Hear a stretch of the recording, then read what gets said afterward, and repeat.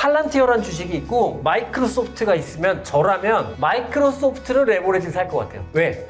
무거우니까. 은행주 레버리지 살 것 같아요. 무거우니까. 지독히도 운이 좋아서 수익이 이번에 잘 났구나 그럴 수는 있어. 하지만 나는 전체적으로 생각하고 있는 투자와 다른 형태로 투자하는 거에 대해서는 조금은 더 발작적으로 민감하게 반응한다. 여러분들께서 재테크로서 꾸준히 오랫동안 투자하고 싶으시다고 한다면 우선은 이것부터 버려야 한다.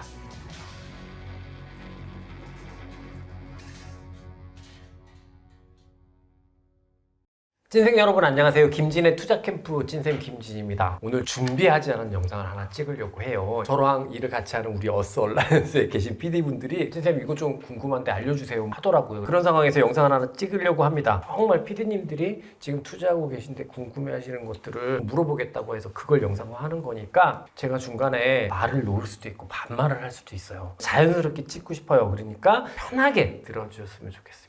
찐쌤 요즘 제 주변도 그렇고 뉴스도 그렇고 코덱스, 인버스, 심지어 곧버스 투자하는 사람들이 조금씩 늘고 있는데 인버스 투자는 어떻게 보세요? 단도직입적으로 얘기를 하잖아요. 지금 인버스를 사야 되나 말아야 되나 고민되는 시점이라면 인버스 투자하는데 적기가 아니에요. 진짜 인버스 투자가 적기는 뭐냐면 매수해야지 이렇게 많이 빠졌는데 줍줍해야지 요런 생각이 드는 시점이 실제로 인버스를 샀을 때 효과를 보는 시점이고요. 여러분이 고민하잖아요. 대개의 경우 반대로 간다고 생각하시면 돼요. 저 또한 마찬가지다 이렇게 생각하시면 될 것 같고 특별하게 근거가 없는데 답답하기 때문에 그 다음부터 인버스 해볼까? 그 다음에 내가 인버스를 사기로 마음을 먹고 이유를 갖다 붙이죠. 골드만삭스가 9월달부터 시장이 망한다 그랬어. 대부분 그렇거든요. 성공할지 안 할지 모르죠. 모르는데요. 시간적 여유를 많이 주지 않습니다. 인버스가 진짜 성공하는 타이밍은 이렇게 많이 빠졌으니까 내일 반등 오겠지. 이런 생각이 드는 시점. 그런 시점이 실제로 인버스 같은 것, 소위 얘기해서 쇼트 포지션이죠. 이 쇼트 포지션이 성공하는 시점이라고 이야기하고 싶고요. 제발 좀 하시는 건 상관은 없는데 내 주변 사람들은 아니었으면 좋겠다. 만약에 인버스를 해야 될 만큼의 그런 위험한 상황이면 주식을 팔면 되지. 위로도 먹고 아래로도 먹고 욕심도 많아. 오히려 차분하게 시장을 길게 보고 생각하고 크게 보고 생각하는 사람들이 더 오래 하지. 밥 먹으면서도 보고 있고 하루 종일 앉아갖고 엔터 치고 있고 막 탁탁탁탁 하는 애들 제일 못해요. 그러면 인버스는 약간 진짜 최후의 보류 같은 걸까요? 하지 마세요. 쇼트 포지션은 기본적으로 손익비가 안 좋은 포지션이라고 제가 누누이 말씀드리고요. 쇼트 포지션, 인버스를 사지 않더라도 기관 투자자들이 쇼트를 살 때는 거의 대부분 반대편에 롱 포지션이 더 커요. 그걸 해지하기 위해서 많이 사용하는 거니까 저는 인버스 같은 거, 특히 또 인버스를 레버리지를 씌워서 곧버스 하면 시장이 힘들고 시장이 빠지는데 내가 수익을 내면 되게 자랑스럽겠지. 대단한 사람이 된 것처럼 느껴지겠죠. 우리는 주식 투자가 그런 자기 만족을 위해서 하는 곳이 아니거든요. 돈 벌려고 하는 곳이잖아요. 그러면 나의 포지션과 위험을 항상 생각해야 돼요. 제 주변 분들은 안 하셨으면 좋겠다. 욕먹을 수도 있는데 욕하시면 뭐 어쩔 수 없는데요. 욕하시는 그 여러분들 그 어떤 분들보다 가장 치열하고 욕구가 심하고 이런 곳에 살았던 게 저거든요. 아예 주식을 팔고 쉬어라 라고 말씀드리겠습니다. 투자는요 한 방향으로 하는 겁니다. 사고 때리고 아닙니다. 그럼 그 한 방향으로 레버리지로 가고 있는 종목이 있는데요. 저는 그 레버리지에 대해서는 단기적으로는 레버리지 좋다. 하지만 어느 정도 수익을 나면 그걸 팔고 본주로 살아라는 얘기를 좀 많이 들었어요. 그런 투자에 대해서는 찐쌤은 어떻게 생각하실까요? 단기적으로 레버리지를 샀다가 이게 수익이 조금 나면 본주로 갈아타라. 귀신의 영역이거든요. 뭐냐면 내가 포지션을 잡은 시점부터 수익이 날 거라는 거잖아. 그렇게 귀신같이 잘할 수 있으면 그냥 레버리지 계속 하면 되지. 그렇지 않나요? 뭔 얘기인지는 알겠어요. 초반에 수익이 딱 날 때 레버리지 딱 난 다음에 본주로 가서 좀 안정성을 지켜라. 와, 그거는 너무 이상적인 이야기인 것 같아요. 이야기하잖아요. 주식은 많이 먹기 게임이 아니라 안 터지기 게임이라고. 레버리지를 씌우는 거는 내 기대액이 크지 않을 때 씌우는 거지. 예를 들어서 팔란티어란 주식이 있고 마이크로소프트가 있으면 저라면 마이크로소프트를 레버리지 살 것 같아요. 왜? 무거우니까. 은행주 레버리지 살 것 같아요. 무거우니까. 누스케일 파워 예를 들어 봅시다. 이거 하루에 10%씩 움직이잖아요. 그러면 그걸 레버리지 씌워서 내가 수익을 낸다고 하면 이건 정확한 타이밍을 알아야 된다. 그건 차라리 기술적 분석을 해야. 하는 걸 텐데 기술적 분석을 한다고 하면 계속 차트를 보고 이제 있어야 되잖아요. 그러면 그건 이제 프랍 트레이더의 영역이거든요. 근데 제가 말씀드리지만 그런 애들이 제일 못한다니까요. 처음에는 화려하지. 1년만 지나봐요. 너는 먹었던 건 다 어디 갔냐? 요거 한번 먹었는데 딴 거 실패하고 딴 거 실패하고 실패해가지고 그 딱 들어왔거든요. 그래서 요렇게 저희 이야기를 말씀드리도록 하겠습니다.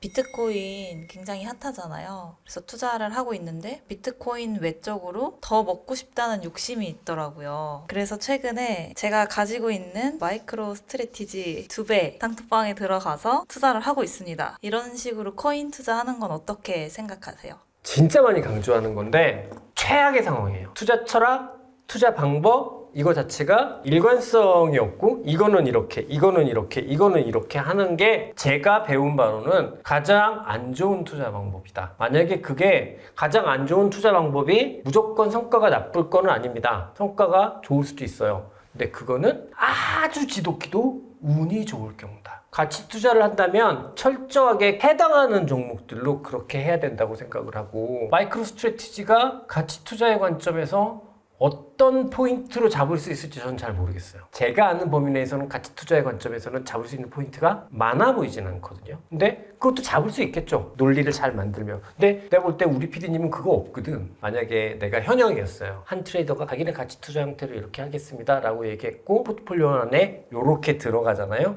그럼 저는 운용 중단시켜요. 그러면서 더 심하게도 얘기해요. 너 나한테 지금까지 보고했던 거 뭐냐? 나한테 사기친 거다. 굉장히 심하게 뭐라고 하거든요. 지독히도 운이 좋아서 수익이 이번에 잘 났구나 그럴 수는 있어. 뭐 소량이니까 괜찮겠지라고 우리 PD님이 스스로 만족하면 그건 스스로 만족하시라. 하지만 나는 전체적으로 생각하고 있는 투자와 다른 형태로 투자하는 거에 대해서는 조금은 더 발작적으로 민감하게 반응한다. 그리고 여러분들께서 재테크로서 꾸준히 오랫동안 투자하고 싶으시다고 한다면 우선은 이것부터 버려야 한다. 자기가 아주 좋은 꿈을 꾸지 않았다면 저는 이렇게 이야기하고 싶습니다. 포트폴리오 짜실 때 예를 들면은 세 종목이 있으면은 이제 한 종목은 추세 추종을 해가지고 우상향으로 계속 쭉 올라가고 있는 상황이고 두 종목은 이제 손실이 나가지고 손절을 해야 되는 상황입니다. 그러면은 그때 이제 두 종목은 손절해야 되지 않습니까? 그러면은 그 다음에 이제 손실금이 발생해서 우상향하고 있는 종목에서 이제 수익금에 있어가지고 마음의 심리를 위해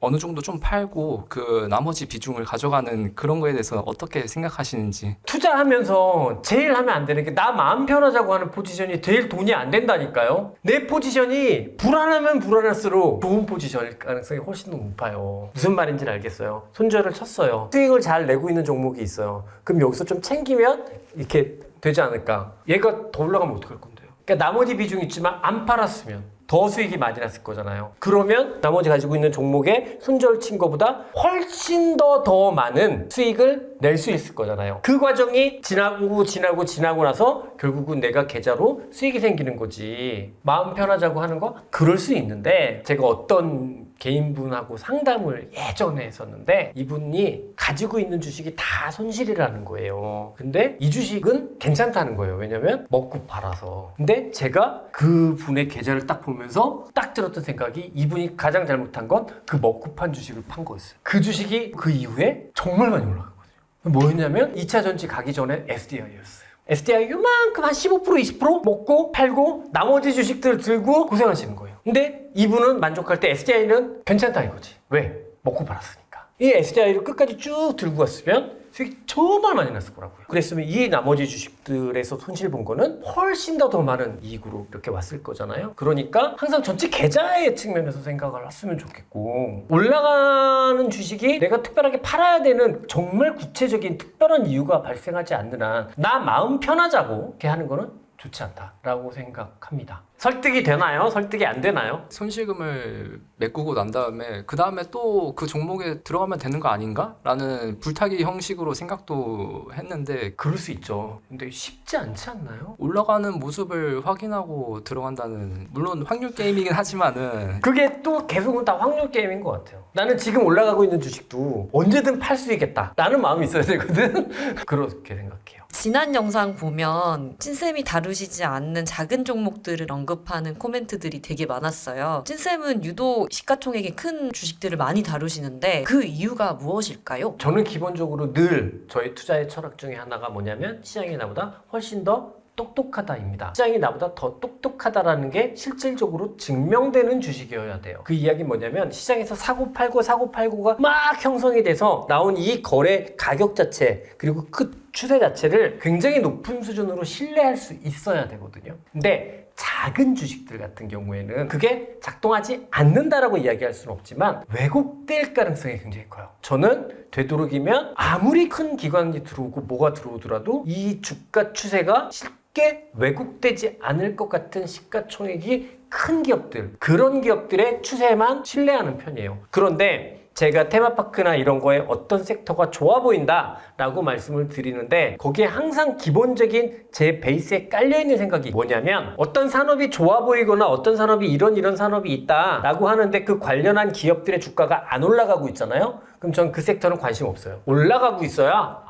진짜 좋은가 보구나 이렇게 생각할 수 있는 거거든요. 그러면 이거와 관련한 이 산업이 좋기 때문에 이 전체 큰 주식이 좋고 그러니까 밑에 있는 작은 주식들도 같이 좋아서 더 높은 수익률을 거두는 건 많이들 하시는 방법이고 제가 그거는 굉장히 나쁜 방법입니다 라고 말씀은 못 드려요. 다만 그런 투자 방법이 실제로 나는 추세를 추종하고 시장이 효율적이라고 생각해서 할 수 있는 투자는 아니라고 생각하는 거죠. 그래서 댓글이나 뭐 이런 데 보면 이제 작은 종목들 막 이야기가 많이 나오는데 그거는 그 종목들을 선정하는 것 자체가 잘못됐다라는 게 아니라 제 투자 철학과 제 투자 방법에 맞지 않는다 이거라서 저는 이야기를 안 드린다 이렇게 생각해 주시면 되겠습니다. 사람들은 항상 작은 종목들을 찾아다니면서 최대한 많이 수익을 내려고 하는데 올라갈 가능성보다 위험이라는 것도 있는데 그럼에도 불구하고 사람들이 그걸 찾아다니는 이유는 뭘까요? 내가 그렇게 안 찾아다니는데 그렇게 찾아다니는 사람들의 이유가 뭐냐고 물어보면 내가 알 수가 없죠. 그런 것 같아요. 우선 미국 같은 경우에는 주식시장이 워낙 그동안 아주 장기적으로 매우 좋았기 때문에 시장을 바라보는 미국에 있는 사람들은 투자가 굉장히 좀 여유로운 것 같아요. 근데 우리나라 같은 경우에는 2000년부터 2010년대까지는 아주 화려한 시장을 보였지만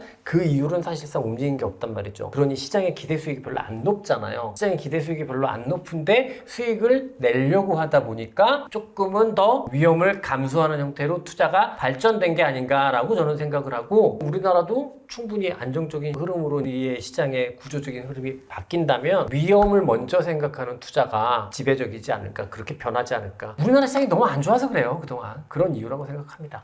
이사님께서는 추세 추종하실 때 다른 건 잘 안 보고 그냥 추세를 많이 위주로 본다고 하셨는데 그 거래대금이나 아니면은 거래량이 있어가지고 혹시 참고를 하시는지 궁금합니다. 변곡점에서 참고합니다. 저는 거래를 현재 이 가격의 신뢰도라고 생각해요. 거래대금이 많고 거래량이 많이 터지면 충분히 의미 있는 신뢰도라고 생각을 하거든요. 소위 얘기해서 변곡점이라고 생각하는 롱사인이건 쇼트사인이건 셀사인이건 이런 변곡점이라고 생각하는 의미 있는 변곡점이 나왔을 때 그때의 기본적인 조건 중에 하나는 거래량이 증가해야 돼요. 셀사인처럼 보였는데 바로 뒤집는 경우 많잖아요. 근데 여기서 거래가 많이 실리면 뒤집는 경우보다는 그 셀사인이 정말 유효한 경우가 훨씬 더 많거든요. 그래서 저는 참고를 합니다. 그리고 저는 뭐라고 생각하냐면 그 가격 변화에 대한 신뢰라고 생각해요. 거래량이 많이 터진 주식에 가서 놀아라. 빠지고 있는데 거래량이 많이 터진 주식에 가서는 놀지 마시고 올라가고 있는데 거래량이 많이 터지고 있는 거에서 놀아라. 증시 격언에도 있는 거고 지금 우리 PD님은 다분히 기술적 분석, 테크니컬 트레이딩의 영역에서는 충분히 일리 있는 이야기인 것 같다. 근데 저는 모든 걸 다 참조하진 않고 변곡점에서만 참조한다. 이렇게 말씀드리겠습니다.